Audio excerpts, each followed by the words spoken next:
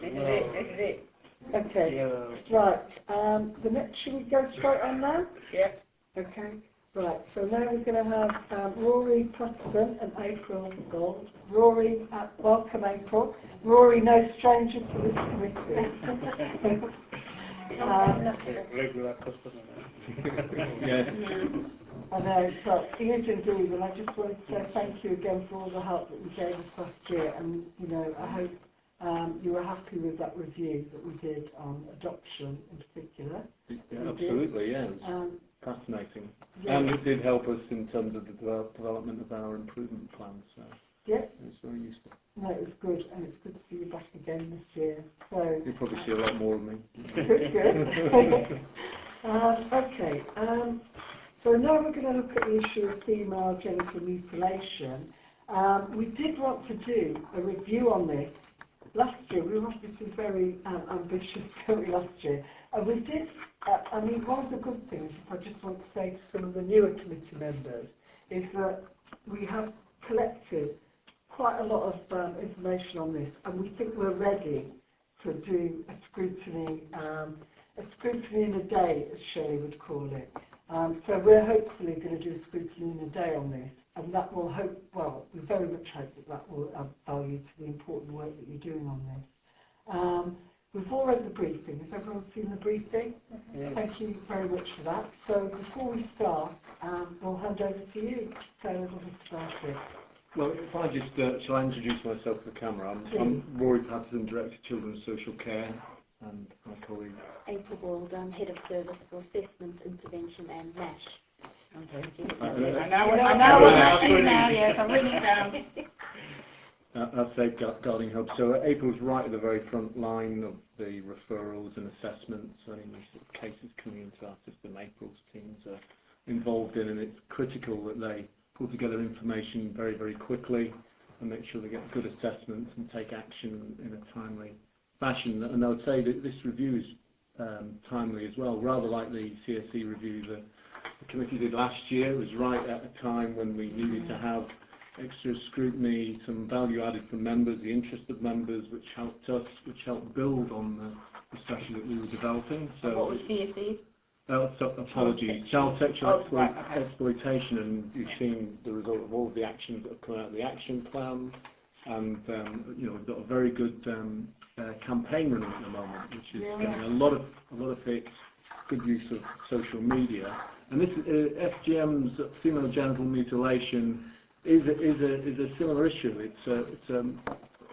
You've got to address these things with the support of other agencies in the community. It can't be tackled by children's social care alone.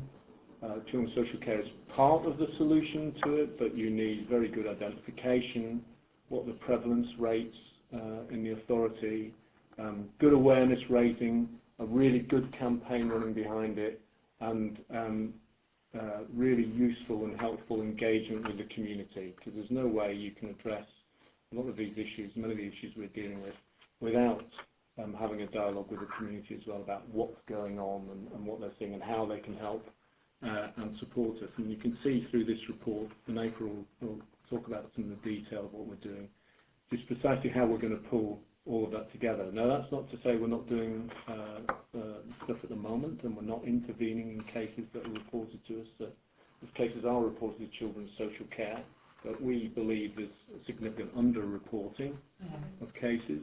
And that's partly due to a lack of awareness out there and a lack of understanding. But we're forming new relationships, particularly with health, who lead on this in the area of identification. We tend to be more at the interventionist enforcement end, along with the police, because there's a range of orders that will be available both to us and the police to disrupt some of this activity where it's necessary. We will always try and work with families in the way that we always do, with families and communities, where it's safe to keep children at home with their birth parents. So I'll hand over to April, who'll say a little bit about what we've been doing and where we think we're going to be going in the future. Thank you. Yeah, I mean, public has been doing a lot, and I think that's the last 10, 13 years since the previous came into being, and have sort of been part of that journey. I think we've had very clear guidance, referral pathways, and training, multi-agency training that's been available to all the partner agencies. And I think there's also been a real strong support to survivors of FGM, particularly by the Well Woman Clinic at Garden St Thomas's, led by Dr. Comfort Momo, who's been sort of worked really closely with us in Southwark for many years. I think what was missing is a real clarity on numbers and prevalence. You know, like we always said, there was underreporting, so really low referral rates to us, you know, compared to what we expected the prevalence to be in our borough in particular. There was also, on reflection, not enough community engagement in our community approach. So it was very statutory and sort of universal sort of services led, and we weren't talking with the community about this really entrenched generational issue that was facing our children and women out there. And I think that, you know, the referral rates are low because of awareness between professionals, but also the silences in the community, because I think a lot of these families are doing what they believe is best for their children because of what FGM represents. So, and there's a tracking, I think, as social care or police who could do our assessments, but parents generally would tell us, no, we're not going to do it. So my child's fine, and then we would close the case because we had no reason to stay involved. So that child wasn't necessarily tracked through her minority until she was an adult, and there wasn't anybody having those conversations with the family right through. So those are the things we were missing. So it was really timely. New guidance came out March this year. Police have come in with some new powers, you know, that we can make use of, and I think one really important one was is the anonymity that girls can be assured of if they make a disclosure. And I think that sort of goes some way to sort of listening as well to the community and what their concerns are. Mandatory reporting, that came in at the end of last year.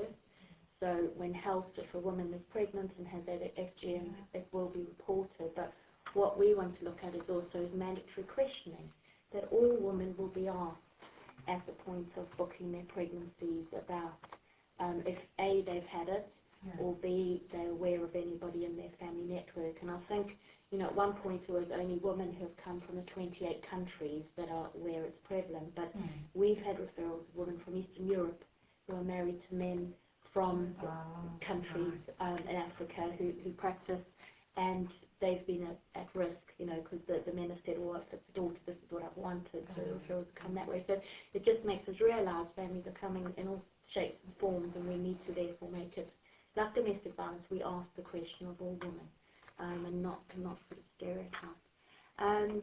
So it was good timing. FGM, the government had their summit in February this year, and I attended that with some of my health colleagues, and what Southwark Safeguarding Board, they sort of lead on this area. So, and they have the health subgroup, which has set up a steering group, and that steering group is all systems go, and their key things, and I've sort of divided into almost, call it the 5 Ps, is first prevalence. There's an audit, public health is supporting us on that, and just understanding current prevalence so we can start getting some baseline information. The strategy, the overall, you know, sort of outcome is we want to have a very clear strategy, and that's in draft at the moment. Looking at referral pathways, because I think the police and health muddied the waters sort of towards the end of last year by saying you must refer everything into social care, and there was guidance out, and then that was, no, that's not fair on families, and that's not necessarily right. So the new guidance that came in put, you know, stopped that, and helped us make sense of it. So we want clear referral pathways that all our partners understand and all agencies understand, as do families. So that's being drafted. There's a task group looking at that now. Risk assessment tools. The Department of Health has provided a very helpful risk assessment tool that will be useful for my staff, for any agency out there or persons come into contact with a woman, just to sort of help inform whether or not a child is at risk.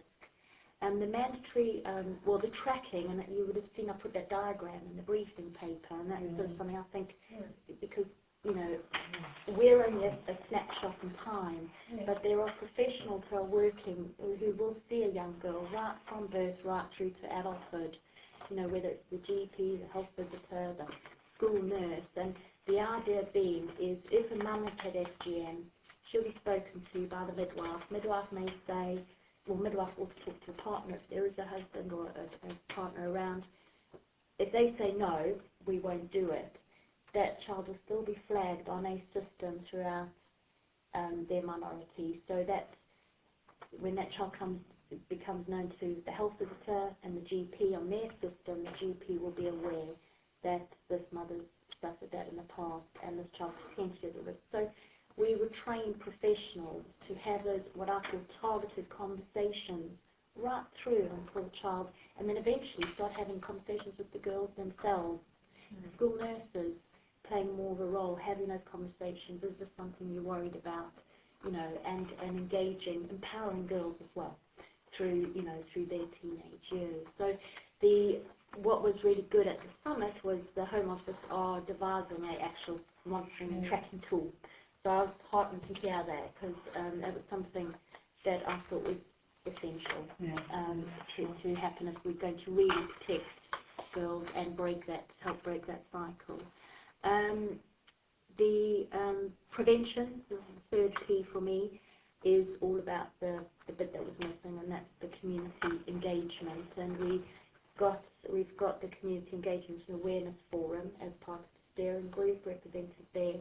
And I think we've just got to this is early stages for us. We need to be very creative in how we embark on this, and it's taking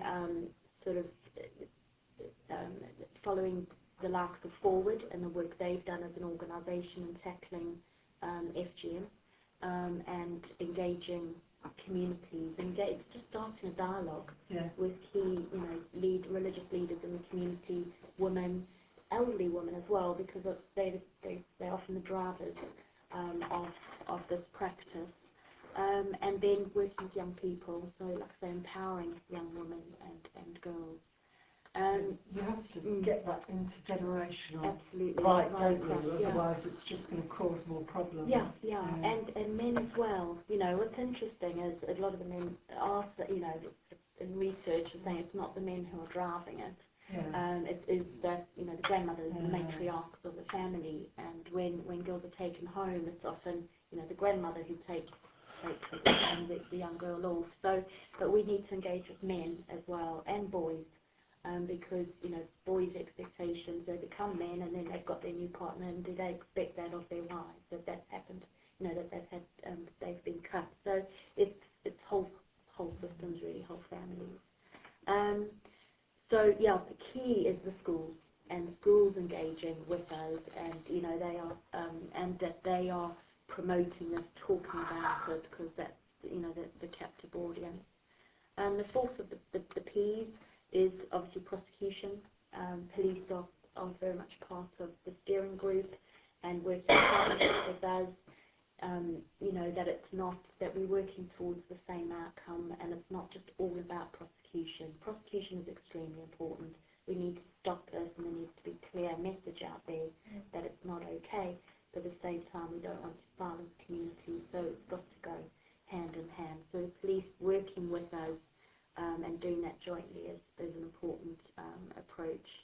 And finally, provision. And I think Southwark, we've been really lucky with the likes of Comfort Momo, because the provision of resources for victims has been in place for a long time. We talk about psychological support for women and girls who have gone through this, and obviously health support. So defibrillation, sort of reversals and etc. Health. What's the word I'm looking for? The doctors sort of supporting a woman to reconstructive surgery. so she's been doing that, and doing a lot of couples work as well, because again, it's, you know, women approaching the clinic when they're worried about, you know, conceiving, they're worried about, you know, all the sort of problems that have come as a result of their FGM. So there is that work going on, but we want to, I think what we've got to do is look at is there enough, and actually is it targeted to all ages, and that girls can go and talk to someone at any stage. Okay. So yeah, we're on track and doing some of the very practical stuff, updating our gardens, you know, our strategy, making sure we've got the proper tracking, data collection, we've got baseline. There will be an audit in January to sort of look at where we've got to, and there will be a multi-agency audit. Who's doing the audit? It will be led by the health subgroup, so it'll be a multi-agency audit. Clarissa Cupid is, designated nurse who's leading, taking the lead. So we will have done our work long in advance. So that would be, great. Yeah, that would be really helpful. Yeah. Oh, thank you very much for that report. It's incredibly comprehensive. I've got a couple of questions before I open it out, but I think I'm probably going to open it from this way this time. Okay. But I did want to ask a couple of observations. I mean, it did feel last year when we were looking at this that the media was going out in London saying that there were 5 boroughs in particular, probably the ones with the highest number of, you know, people affected by female genital mutilation. But they were all coming together to do like a London-wide strategy, and, you know, I just kept reading articles that it was moving on. I didn't get to talk to anyone. I think Newham was one of the 5 boroughs, which we will definitely have in, where we do the scrutiny in a day, to see, you know, what their journey has been and what we can learn from that. But then I saw that we have the bid, which you speak of, you know, to the DFE, and I just wondered, in your view, have we caught up? Are we, you know, well, I think, you know, when I was doing the bid, I did look at other boroughs, and actually, you know, there was bits and pieces that some boroughs had, some didn't, and I think, like I said a bit in the beginning, what we were missing was that sort of community engagement approach. I think we, you know, I believe we did have in place, you know, the clear pathways. We were responding appropriately when cases were being referred. We were dealing with it in a multi-agency way. Safeguarding Board did have the training available to staff, so that awareness that schools were sending out. So if we were so good at this, why did we need the bid? And is that why we felt? Well, I think because actually that was a very traditional response, and actually what we weren't saying was, well, why aren't we getting high referrals? You know, why? You know, we weren't counting numbers. We weren't, you know, approaching the community, and you know, essentially the community, there's a real divide between us and, you know, and statutory services and even universal services. Sometimes women, for the first time they're ever talking about it, is when they've seen their midwife, and they've never told anybody. You know, so I think, you know, this is it's really entrenched. So I think all boroughs have struggled with that. We weren't unique in that under-reporting. And the relationship between us and health is much better now, presumably. Yeah, but like, you know, they take a key role now. You know, it's not we're doing our bit, they're doing their bit, and police are doing theirs. You know, and it's very much, you know, and I think that the multi-agency safeguarding hub, which is where all the agencies, we've got 17 agencies based in my office, who are looking at referrals and they're coming and sharing information, that's really enhanced the relationship as well. You know, the operational relationship, day-to-day relationship. Okay, thank you, Michael. Thanks, Rory. Okay, shall I start from here? Well, I was just thinking about the numbers, because I know there was, you know, every so often something comes up in the press, and this is like had its phase, and then the Newham stuff had its phase, and the Rotherham stuff had its phase. So I was trying to work out, do we know roughly what the numbers are? No, I think, well, or is this why we need the community bit? Well, no, we need to actually start counting, because until the end of last year, we weren't, you know, health services weren't reporting when a woman who was giving birth to their daughter had it themselves. So that's a clear risk factor. And then we weren't necessarily having conversations you know, until with every woman about, you know, you may not have had it done, but what's your husband's view on that? What's your partner's view on that? What's your mother-in-law's view on it? So in terms of numbers, I think, you know, they said our midwifery services reported when I embarked on the bid was 4 to 6% of women in Southwark have had it. So that's from their recent they've been reporting. So that's our starting point. But Public Health was telling us they've agreed that in August this year they will have some more numbers on the demographics for it. And I think it's good that the police are getting involved, because when we did the Sunny and Charlie, we did this equality training, and it was more like human rights. And that came up as part of the discussion. Basically, it was like the police weren't taking it as seriously. You know, it's a bit like how they were with rape in the olden days. They weren't taking it seriously. Or they haven't had any prosecution so far, so I thought they did do one doctor. Yeah, I think I don't know if they were successful in that. I would have been successful in that. No. Our police, I feel, in Southwark are very much, we've got a single point of contact. They have for the last couple of years, you know, I think there's an awareness that, you know, well, there's an acknowledgement that there's real underreporting. So when we do get a referral, they're on it, and they are interested in it. But the important thing is that we're working together on it. They're not just conviction focused, that actually there's other dynamics at play, as well as the conviction, because we do. But I'm hoping these new police powers, you know, the FGM, the Civil Protection Order, which is, you know, and I've seen that happen in other countries, where young girls can get orders issued to their parents. You don't have to remove the children. And these aren't children who are abused in any other way. You know, they're not removed, but the parents will abide by that order. They'll have to. You know, they will have to abide, and you know, because they're law-abiding citizens, so they get that, and that's enough. So I think that's a really good thing that's come in, and hopefully will change that approach of the police as well. And I've noticed here that the Borough Commander's got quite a good relationship with you and your team. And when we had that, we had a policy seminar that showed the workforce our reviews, and I was really impressed that he turned up and came, you know, to the sexual exploitation seminar. So we very much hope that he'll engage with the scrutiny in a day. Yeah, he was at the safeguarding board this morning, so he is really committed to being part of safeguarding work in the borough. And if you look at what happened around child sexual exploitation, there's a lot of data there about it gradually built up and built up. There's sort of awareness, who's at risk, who's being prosecuted, so monitoring around are there prosecutions, and also they have a category called disruptions. So we're disrupting the activity of people, so you might not be able to secure a prosecution.